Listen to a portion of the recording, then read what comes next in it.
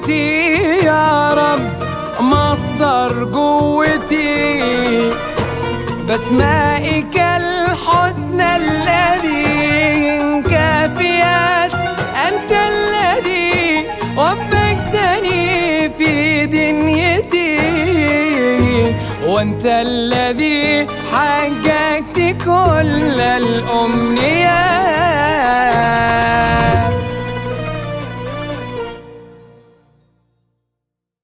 ما أجمل أن يمتلك الإنسان داخل قلبه ما يسمى بالاعتذار أو ثقافة الاعتذار.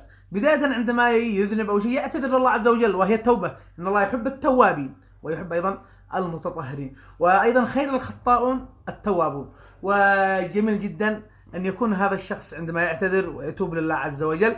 الله عز وجل يقول إيش؟ قل يا عبادي الذين أسرفوا على أنفسهم لا تقنطوا من رحمة الله. مهما أذنبت، مهما حصل منك ما حصل، لا تنسى هذه الثقافة، ثقافة الاعتذار أو التوبة لله عز وجل. وفي الأول والأخير ما حد مبرر من الخطأ، ما غير ستر الله خطأ.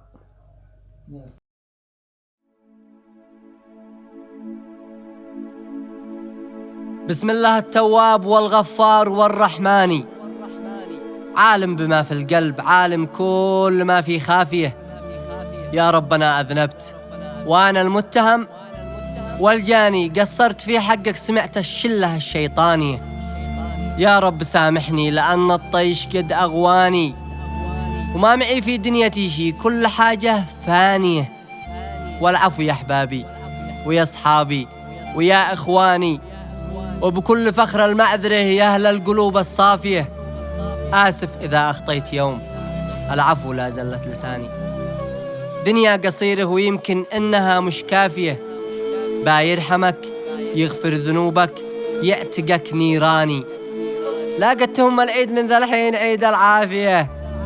ربي هو التواب، هذا الاسم منه معاني، وأنا استمديت المعاني كلها بالقافية. ويسعد الله أوقاتكم في يومها الثاني، مثل الثواني ينقضي واليوم هذا ثاني.